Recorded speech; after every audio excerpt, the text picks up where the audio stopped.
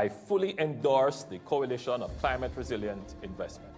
It is a most promising private sector-led climate finance initiative for resilient infrastructure investment. This will help vulnerable countries prioritize actions and investments to protect economic, social, and ecosystem value from physical climate risks over the next decades. As a climate-vulnerable, small island developing state, the principles and mandate of the Coalition of Climate Resilient Investment strongly resonate with Jamaica.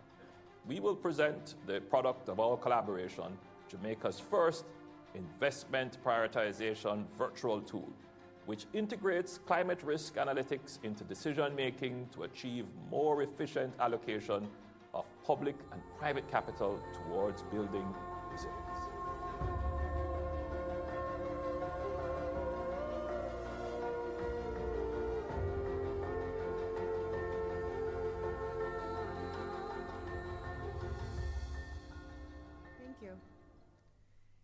Thank you for that.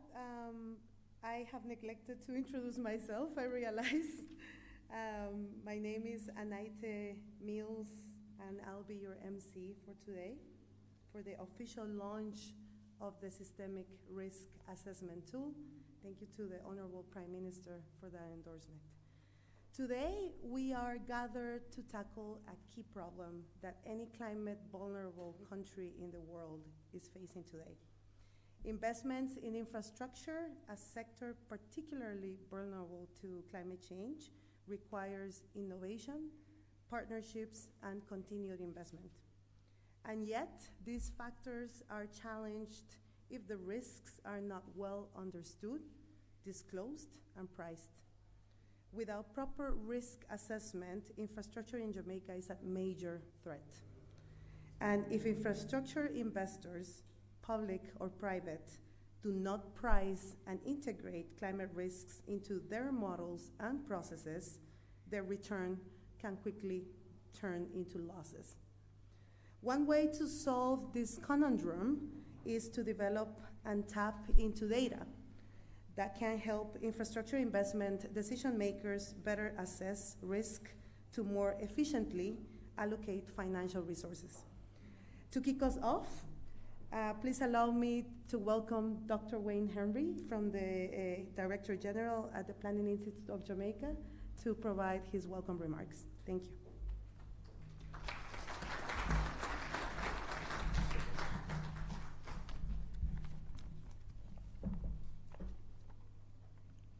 I want to thank you, Ms. Moderator, Anaite Mills, Senator the Honorable Matthew Samuda, Minister without portfolio in the Ministry of Economic Growth and Job Creation, Sir Oliver Blake, Head of Political and Development Team, British High Commission, Carlos Sanchez, Director Climate Resilient Investment at Wills Towers Watson, and also Executive Director to the Coalition of Climate Resilient Investment, CCRI, Dr. Jim Hall, Director of Research in the School of Geography and the Environment at the University of Oxford, Katarzyna Ziamara Zosidlo, that's Human Settlements and Infrastructure Sector Senior Specialist at the Green Climate Fund, and Ms. Una May Gordon, Principal Director at the Climate Change Division in the Ministry of Economic Growth and Job Creation, Ms. Claire Bernard, Deputy Director General at the Planning Institute of Jamaica. Other distinguished guests, colleagues, good morning. Good morning. You know, a Sunday school teacher asked the children to draw their favorite Bible story. And at the end of the class, she was collecting the drawings and saw a little girl drew a picture of a plane taking off and someone flying the plane.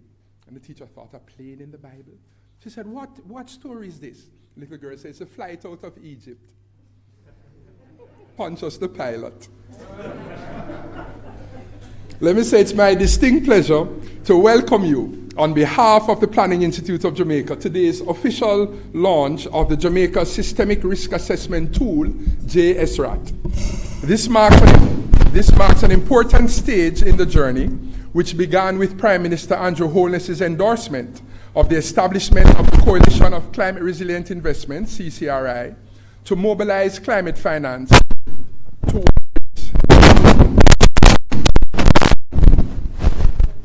just a slight cold.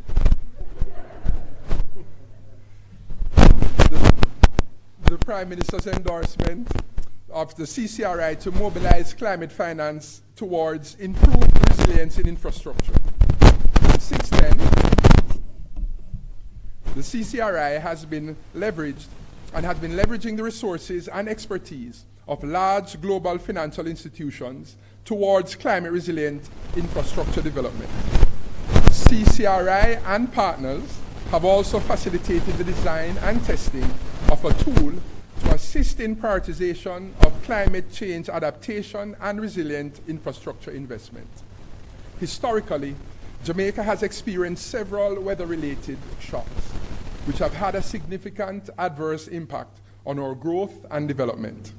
Over the last 2 decades, for example, Jamaica has experienced some $135.5 billion in damage and losses, $63 billion of which is related to infrastructure damage.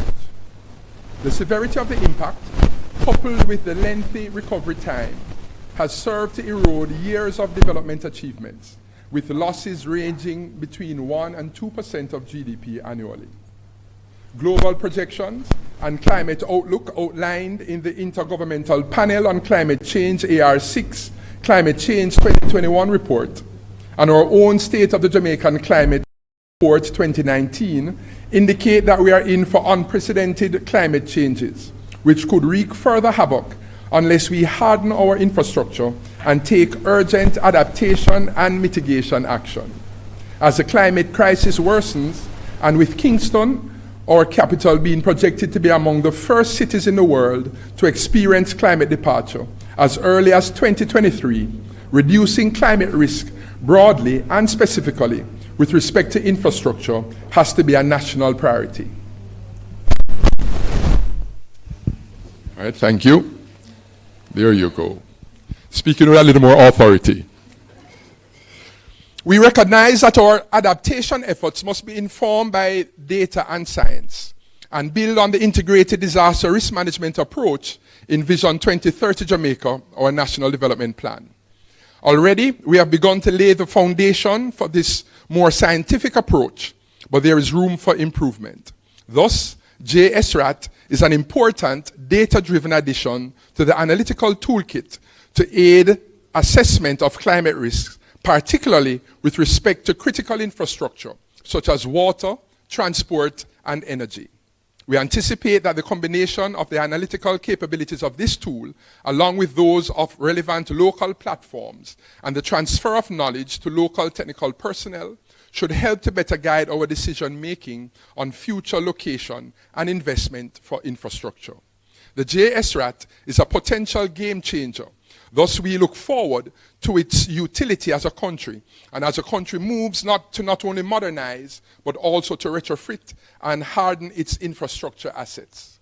I thank and congratulate all those associated with the development of this project for bringing it to the point of today's launch, and particularly wish to extend our appreciation to our partners, the CCRI, the Green Climate Fund, GCF, the Government of the United Kingdom, the Foreign Commonwealth and Development Office, FCDO, and the University of Oxford. To our local partners, including data providers, Ministry of Economic Growth and Job Creation, the Climate Change Division, and stakeholders from other key ministries, departments, and agencies, thank you for your input in making this project a reality. I want to say special thanks also to the hardworking team at the PIOJ. And so, yes, thank you. And so in closing, the PIOJ will continue to support this initiative and look forward to working with you all as we embark on the next phase of this project, focusing on nature-based solutions and innovative ways of financing climate change, adaptation, and resilience. Thank you very much, and God bless you all.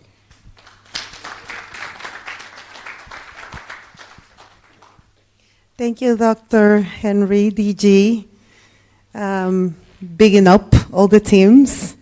Thank you, DG, for your leadership, for encouraging research, innovation, and planning. I think your leadership and the support of the Planning Institute of Jamaica has been key to the success that we have been able to achieve so far, but the journey only starts. So with that, it is my pleasure to introduce to you Mr. Oliver Blake, Head of Political and the Development Team at the British High Commission in Kingston, Jamaica, who will offer remarks on behalf of the government of the United Kingdom. Mr. Blake. Thank you.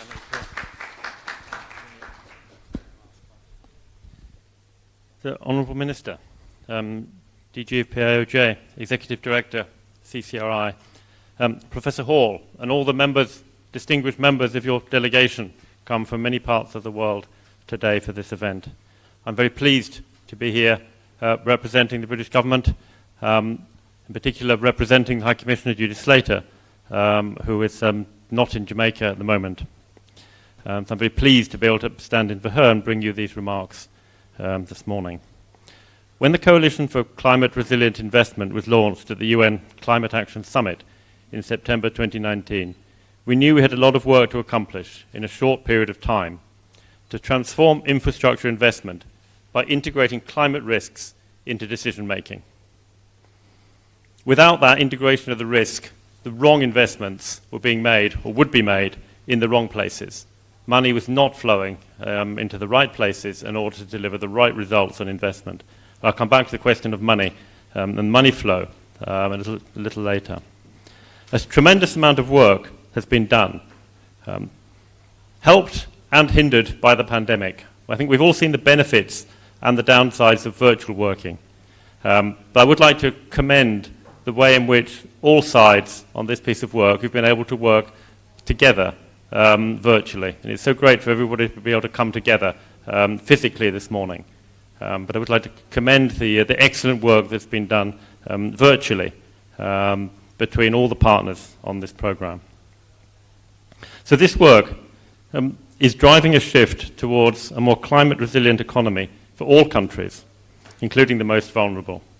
CCRI is now 120 members strong and making progress across all three of its working groups. I'm very pleased that the CCRI team, with their colleagues from the GCF, with Professor Hall and team from Oxford University, are here this week. This is because of Jamaica's leadership on climate change and its capacity for strong technical engagement. So I really want to focus my remarks this morning on some other streams of work that are supporting the next steps of this program, getting climate finance to flow. Without the financing to follow, we will not see fully the benefits of this tool. The government of the United Kingdom has been partnering with Caribbean governments on climate resilience for over 10 years. Most of our programs in the 8 English-speaking, ODA-eligible Caribbean territories focus on climate resilience. We deliver UK aid through the multilateral system as well as bilaterally, and always looking for ways to promote aid effectiveness. Coming to this region relatively recently, it's clear to me, though, that the climate emergency here in the Caribbean is not yet being treated fully as an emergency by the international community.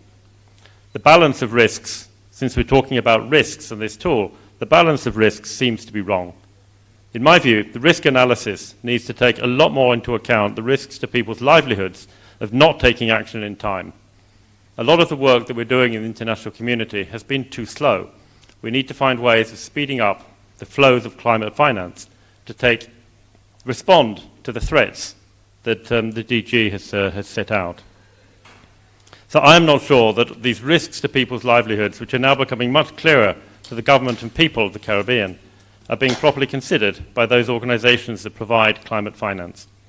So the UK is determined to use our influence and expertise to correct that balance of risks and get climate finance flowing in the region. At COP26, in response to SID's requests from small island developing states, the UK announced some new programs which will target this transformation. So we're pleased to be funding a new small island developing states capacity and resilience program, which will be providing 40 million over 5 years for capacity support. However, a lot of capacity programs in the region, for all the good and use that they do, have not so far unlocked climate finance to any large extent. So we want to focus our efforts on identifying the bottlenecks to the flow of climate finance and helping to align all efforts to remove those bottlenecks. We have the task force on access to climate finance, jointly chaired by the UK and Fiji. which is aiming to reshape the climate finance system to make it more accessible and effective for climate-vulnerable developing countries.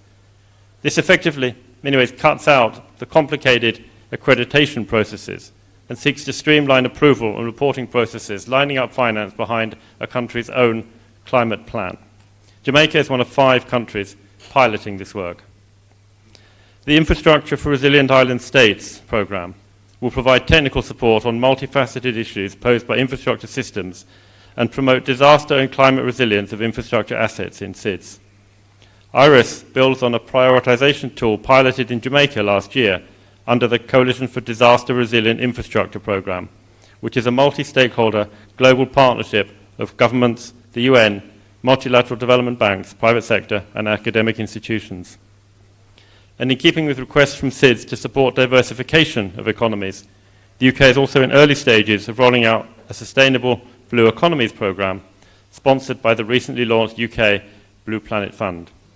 Activities are still being defined for this programme. So in all of these initiatives, there is one common theme, and Jamaica is at the forefront of all of them. And there's a good reason for that, for why Jamaica is piloting much of this work, and why we're doing this as a UK-Jamaica partnership.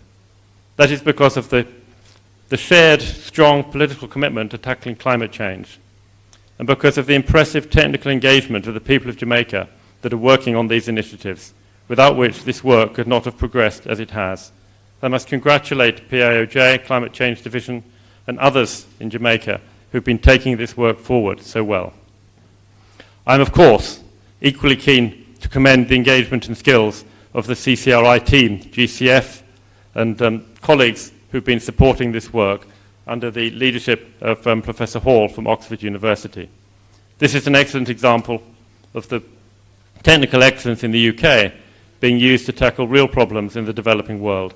I'm very grateful for the team for coming here this week and for all their work on this partnership. This is pace-setting work that others in the region will build on and learn from. So congratulations to everyone for coming this far, and we look forward to continuing this work as it goes forward. Thank you.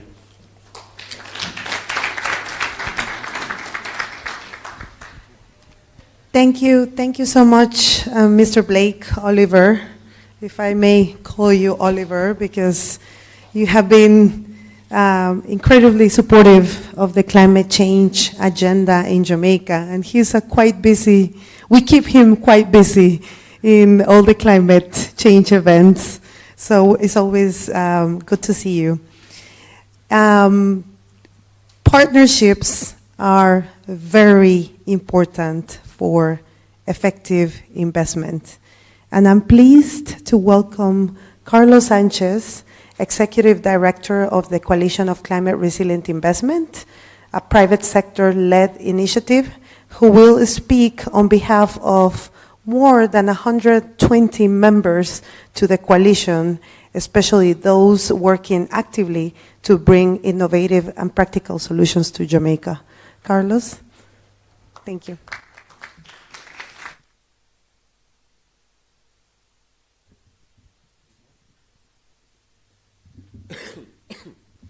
Anaite, thank you very much. And ladies and gentlemen, very good morning. Ambassador Oliver, Dr. Henry, Minister Jim, how special to be here with all of you today. And it is with a mix of, I think, extreme pride but also humility as of what has taken us to be here in what has been a long journey and not an easy one.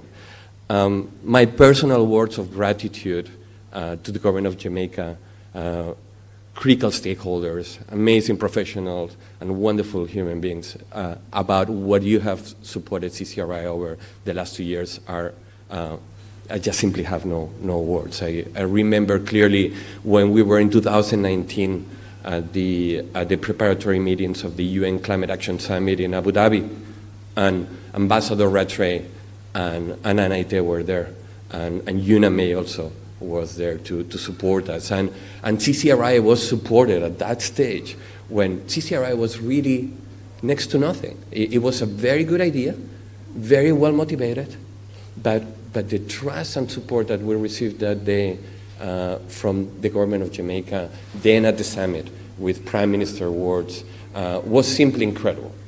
It would have been really arrogant of us to imagine this day today at that point, because this is a level of success and progress that we have never expected. It's incredible.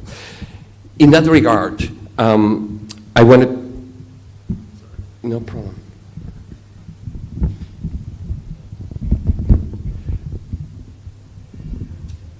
Thank you. In that regard, there have been words about the importance of this work, and we all understand how this work is really transformational and important to Jamaica. But let me elaborate a little bit further on how much attention, interest, and traction this very project is gathering globally. When CCRI was created, it was created as an initiative led by the private sector as a recognition that we are not being efficient in integrating physical climate risk in investment decision making. It was recognized that actually, in some instances, doing this exercise of integrating physical climate risk is actually penalized. So we needed to work along multi-industry, multi-region, multi-sector coalition to really work on the very practical solutions. In that regard, we identified 3 critical exam questions and solutions that were needed for real transformational change, in that how every dollar that is invested is certified to maximize the protection, economic, social, ecosystem value, but also to private sector risk-adjusted returns. Those 3 levels were at the national level, so systemic as we call it, and what we are presenting today is an incredibly innovative, first of its kind solution at that level. And at that level, we need to answer the question of how can I make sure that every dollar that I'm allocating is maximizing the protection of my country over the next 20 years. That should result in a series of projects where we understand that those are the projects that will protect my economic, social, ecosystem value over the next 20 years. The next question is, in each of those projects, how should I design, structure, and finance those? And that is a very different question. And in that regard, I'm very proud to share with you that CCRI has advanced and tested what is called the Physical Climate Risk Assessment Methodology, or PCRAM. This has been led by 25 leading institutions in the world, pension funds, asset managers, multilaterals, engineering, rating agencies. And rating agencies, as we all know here, are quite crucial to this discussion, along with insurance, along with risk data providers. What we have achieved is a methodology that is capable of taking one single project and analyze, scrutinize how CapEx, OpEx, depreciation, net present value, in other words, the performance of that asset can be certified and analyzed. So that we go to the second level.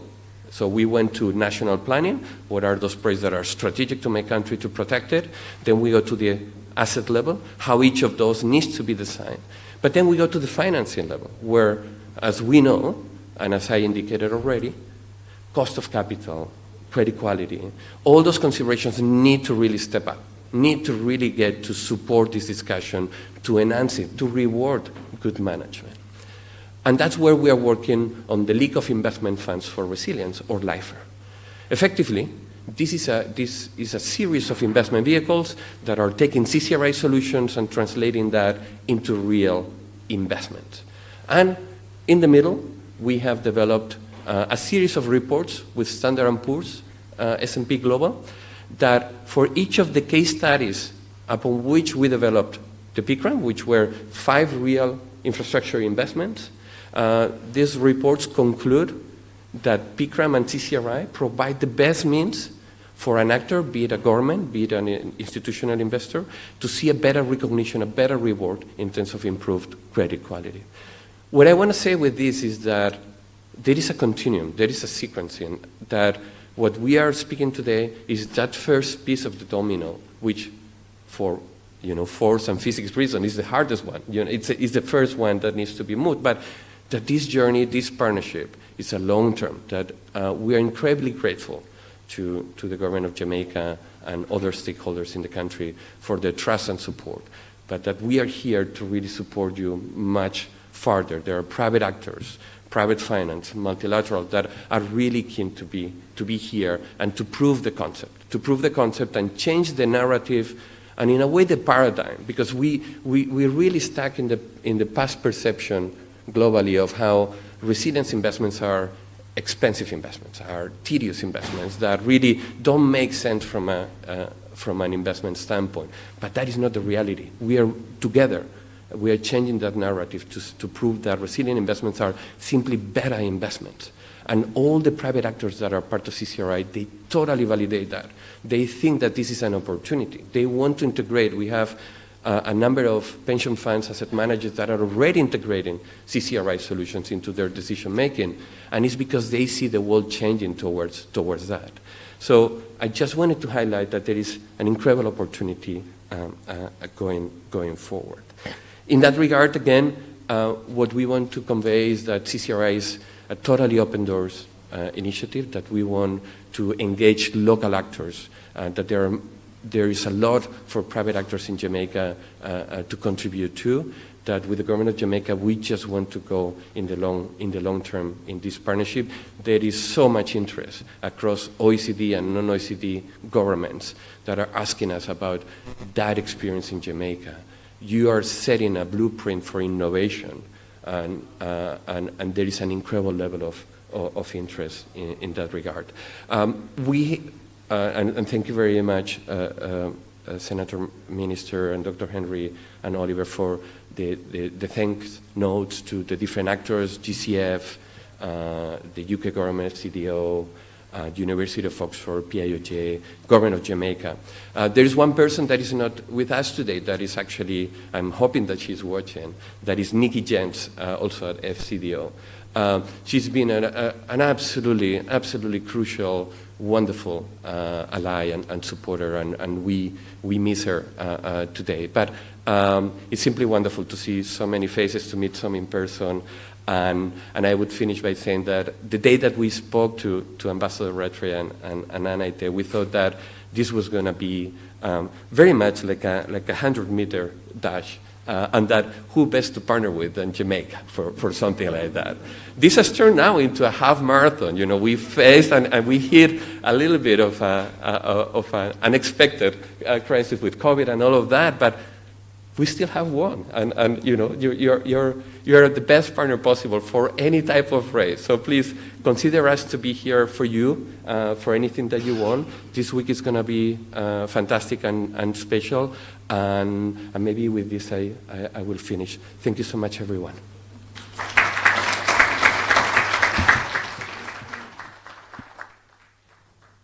Thank you, Carlos. So you can see how Carlos pitched this project to Prime Minister Holness.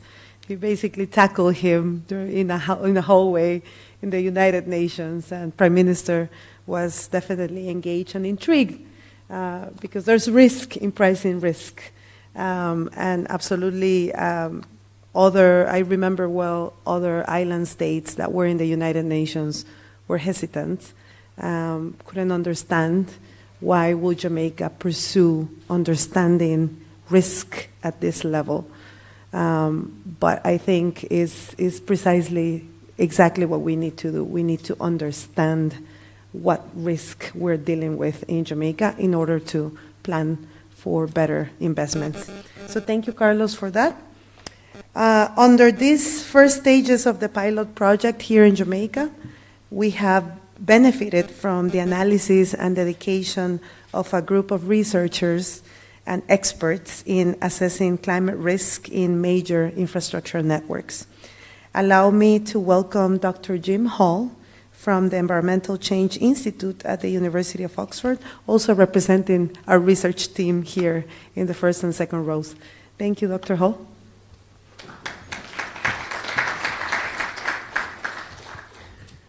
Thank you very much indeed, Anate.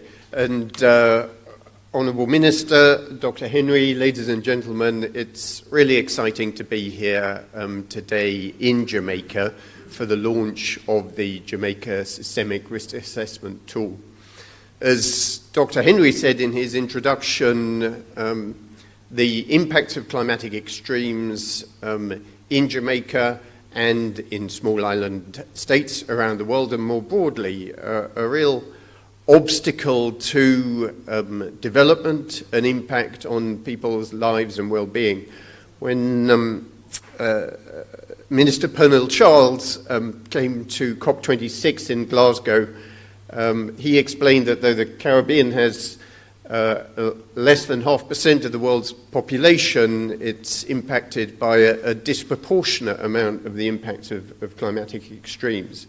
And those repeated hits, time after time, which unfortunately science tells us are going to become more severe in the future, are impacting people's lives, economies, and the development possibilities of these islands. And infrastructure is really central to that. It's a valuable public asset. So the direct damage to infrastructure when climatic extremes hits public finances. And it also is the essential network, the critical network, which all of economies and societies depend upon. So when infrastructure fails and are disrupted, the impacts of that cascade through societies. People don't get the essential services that they need, from energy, water, mobility, goods and services that they need. We know in principle how to respond to that, how to make systems more resilient. We can strengthen them, as I saw on the road from the airport yesterday evening. We can build systems that are more resilient because they have early warning, they're able to respond and recover and build back fast. And we can strengthen natural assets, which physical infrastructure depends upon, nature-based solutions. But we know that resources are scarce. On the one hand, as Carlos has said, there's a growing interest in investment in resilience and in resilient investments. And many donors and development banks around the world are looking to invest in resilience. But on the other hand, we recognize the economic situation in the world at the moment.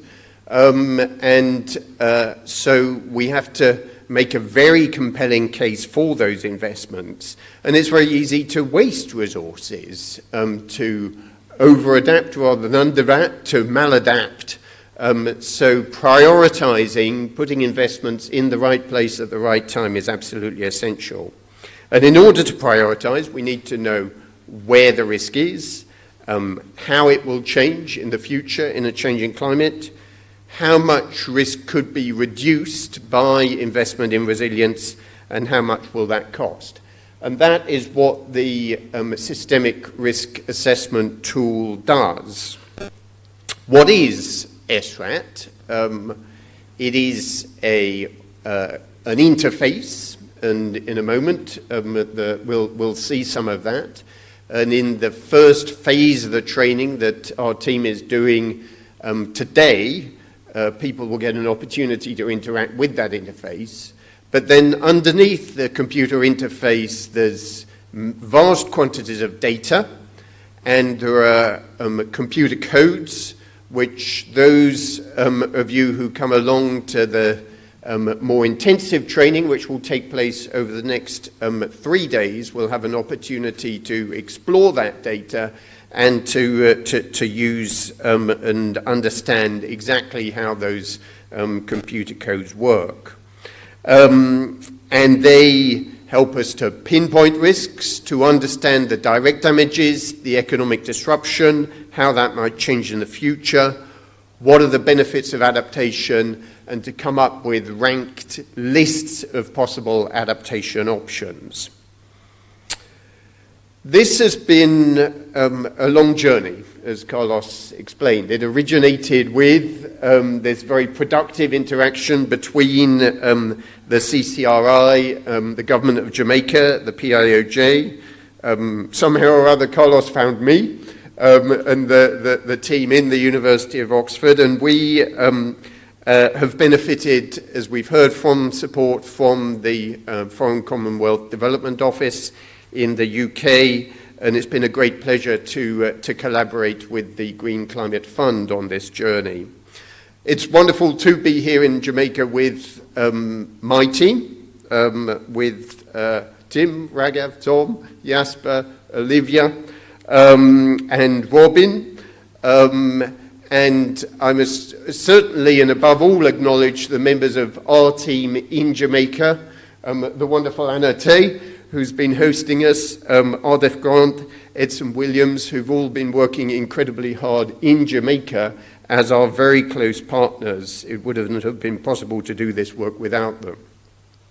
And, but we come to Jamaica not as an end, but as a milestone along a journey and as a celebration. This week we're going to be training, promoting uptake and discussing precisely how this tool fits within the processes and policies of the government of Jamaica, and no doubt identifying gaps and areas for further development, as well as thinking how this tool, which in many senses is quite generic, is transferable, how this technology, which the government of Jamaica has pioneered, can be transferred to other settings in the Caribbean and around the world. So I really thank you for your extremely warm welcome to Jamaica. We look forward to working with you to achieve the climate resilient infrastructure that we all need in the future in the face of a changing climate. Thank you. Thank you, Dr. Hall, for joining us in Jamaica and for your expert guidance during this last year of analysis conducted by the Oxford team in close collaboration with all institutional sectors here in Jamaica, in WC, in WA, in LA, JPS. There's so many institutions that have been able to provide key data and expert guidance. So thank you.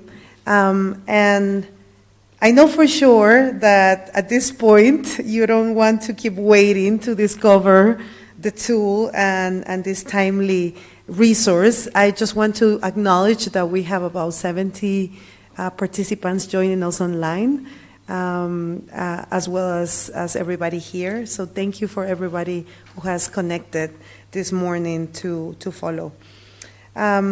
So the government of Jamaica will have at its disposal to advance this tool to advance to the next level of climate analytics, infrastructure investment, and climate risk assessment.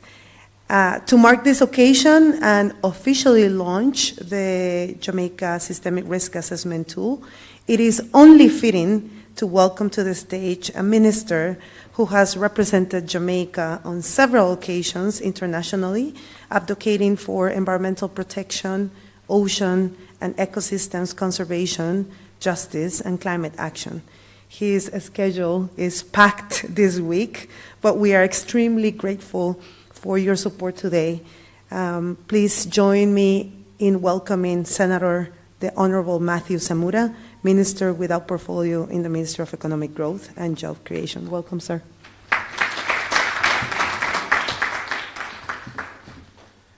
Thank you, Madam Master of Ceremonies.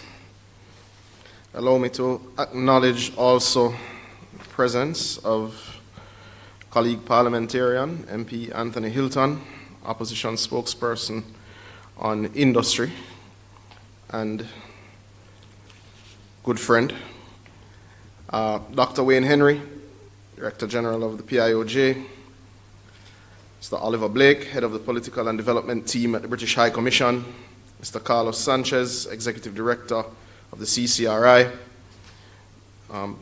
Jim Hall, Director of Research at the University of Oxford, coalition partners including the Green Climate Fund, Willis Tower Watson, the University of Oxford, Oxford's Environmental Change Institute, and international guests, representatives of varying ministries, departments, and agencies of the Government of Jamaica, Jamaica's private sector and academia representatives, and all participants who have joined us online.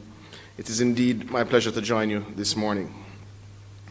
Jamaica is acutely aware of how the physical risks associated with climate change threaten the country's development and well-being and economic security of our citizens. It seems we are perpetually recovering from an extreme flooding event, dealing with displacement and loss of infrastructure, and this is unfortunately become our situation every year. And it does feel more frequent as we see powerful storms threaten the Caribbean each year and put us at even greater economic and physical risk. Jamaica has a long history of devastating damage from natural hazards. Infrastructure has been one of the greater victims. This is indeed projected to increase in the future. To put it in perspective, loss and damage assessments conducted by the PIOJ indicate that total damage from 7 hurricane events, 2 tropical storms, and at least 3 extreme flooding events between 2001 and 2010 was estimated to be approximately 111 billion Jamaican dollars, an average of 2% of average GDP, of annual GDP rather. Jamaica experiences recurring high levels of damage caused by flooding, especially to the road network and bridges. Similarly, during Hurricanes Emily and Dennis in 2005, the damage was estimated to amount to US $3.7 billion, including 100,000 electricity customers being disrupted, damage to water supply systems, and major damage to roads. In fact, colleagues, an entire generation would tell you that for many of us, certainly for me, our first moment of consciousness was after Hurricane Gilbert and seeing the damage that would have taken place in that space to homes, to schools, to churches, and to public infrastructure. So many of us are very clear on the impact of such storms. The government recognizes the need for expansion and modernization of critical infrastructure. On that note, we have recently announced the allocation of 31 billion Jamaican dollars for our national infrastructure program that will see among important investments in highways, road networks, installation of drains, wastewater and sewage infrastructure, and rehabilitation of the water supply network. This infrastructure program will seek to drive jobs and economic activity, improve productivity, and strengthen resilience. But particularly important, it will become the base of much economic growth. Increased investment in infrastructure is needed in Jamaica as a part of actions to progress the economic development and growth agenda. However, for these investments to be effective, sustainable and beneficial for this generation and for future generations, our investments must also go hand in hand with our economic recovery, and our national development plan, certainly Vision 2030, and in alignment with our climate targets. We can't prevent natural disasters from happening, but we can avoid the ripple effects of climate change if we act on adaptation and resilience today. Jamaica has taken a holistic approach to building adaptation and resilience, which takes in consideration first and foremost the development of the right governance framework that allows not only for climate-related policies to be effectively implemented, but also allows for a whole-of-government approach to mainstreaming climate change within the national development policies and processes, including public investment processes. We have initiated the process to develop a national adaptation plan with the support of the GCF. We are also actively implementing our nationally determined contributions, seeking to reduce carbon emissions and decarbonize our energy and transport sectors. And we are looking to drive medium and long-term climate action by developing a long-term low-carbon and climate-resilient strategy. However, if we want to close the infrastructure gap in times on tight budget constraints and slow economic growth, we need to understand the economic value of assets at risk and how to leverage our natural assets to propose green solutions. Such information is crucial to mobilize the scale of public and private capital necessarily to truly build back better. We also must move beyond strategy and planning and rapidly increase public and private sector investment in key sectors where our physical assets are more at risk. We must forge greater and pragmatic collaboration and partnerships.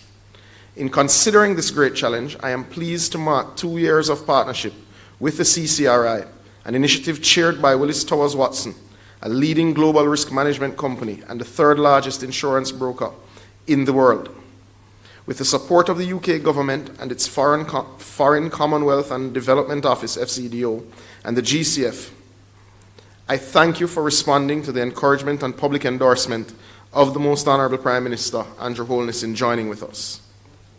I'm extremely pleased for the work achieved during these last 2 years, despite difficult constraints because of COVID. This speaks greatly to the dedication of the international and national project teams. With the guidance of Dr. Henry and his team at the PIOJ, the CCD, and the very capable hands of experts researchers from the University of Oxford and the Environmental Change Institute.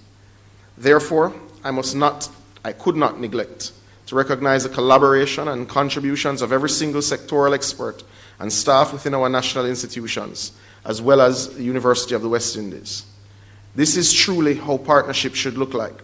Public and private sector, academia and civil society are all working together to generate the solutions for the problems that affect us all. The Jamaica Systemic Risk Assessment Tool, or JSRAT, a key output of this pilot project, has been developed to identify hotspots across the country's major infrastructure networks, such as energy, water, transport, most vulnerable to climate risk, ensuring the effective, efficient investment of public and private resources. Additionally, during the next 3 days, the University of Oxford will be delivering a comprehensive training program to transfer this knowledge to our national experts. This is key to strengthening our national capacity. Getting infrastructure right is a question of making the right choices. Myriads of choices relating to investment prioritization, planning, design, maintenance, and rehabilitation. These choices must be accompanied with solid data and must be able to create the spaces for partnerships within the public and private sectors to flourish and indeed facilitate the growth we need. Today, this output becomes an instrument of resilience building for Jamaica, to be used by Jamaicans and to become a point of reference for many other climate vulnerable countries in the world. This is the time for all of us to answer the call for climate action. In Jamaica, this is as real as it gets. 70% of our population lives within 5 kilometers of the sea. We are indeed in a race against time. And understanding and proactively confronting the challenges related to physical climate risks is a critical element of the transformation of the global financial system that we in Jamaica believe will continue to advocate for. It is therefore my pleasure to officially launch the Jamaica Systemic Risk Assessment Tool and to congratulate you on the job well done. Thank you.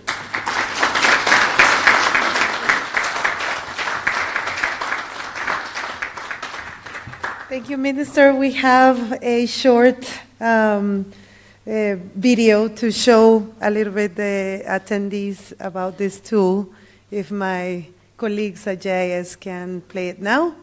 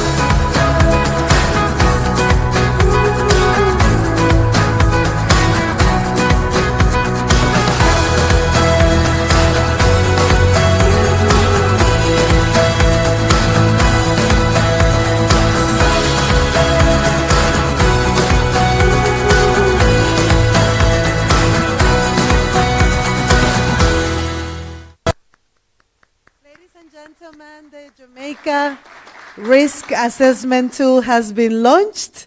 It now is fully transferred to the government of Jamaica to be used, effectively applied in processes, and sustained, and hopefully be used for many, many, many, many years to come. Thank you, Minister, for officially launching this tool. I think you have launched a few tools this year, but that's how we do it here in Jamaica. We really want a toolbox that can be used by many government agencies, public and private sector. So again, please give a round of applause to yourselves, to Minister Zamora, Dr. Henry, Oliver Blake, Carlos Sanchez, Dr. Hill, and all the teams that are behind and next to all these great representatives. Thank you again, everybody, for accompany us today in this official launch. I would like to invite Minister Zamora and the speakers to the front for a photo opportunity to mark this special occasion. And for the rest of our attendees on site, please note that we would like to invite you to a coffee break right after the photo opportunity while we transition to the first part of the training program, in which Dr. Hall will be providing an overview and more details about the tool and the methodology into the next part of the program. So thank you again. Minister Zamora, can I invite you to the front? And my fellow media photographers, please guide us to the best positioning. I'll let the experts take over and the media take over, please. They are very excited, as you can see. Everybody needs coffee, including my JIS team. Thank you.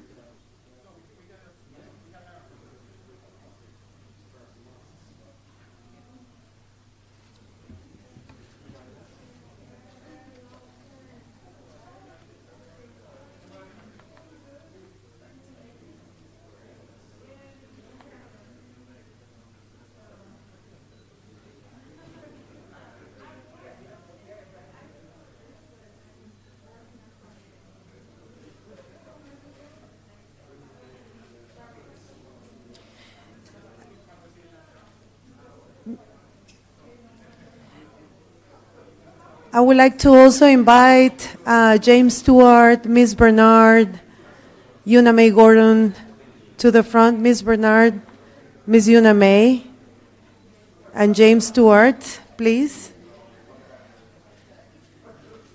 Ms. Casarcina.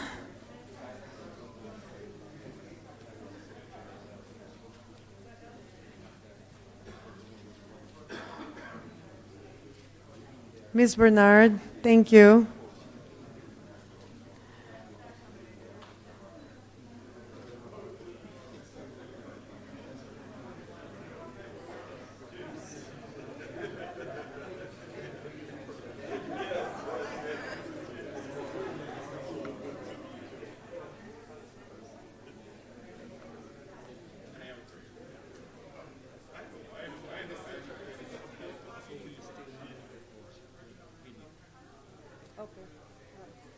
I will ask you everybody to remain in the front as the media covers this special occasion.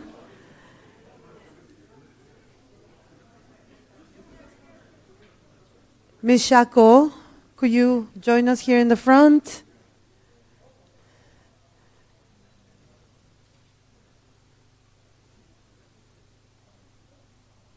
Yes, thank you.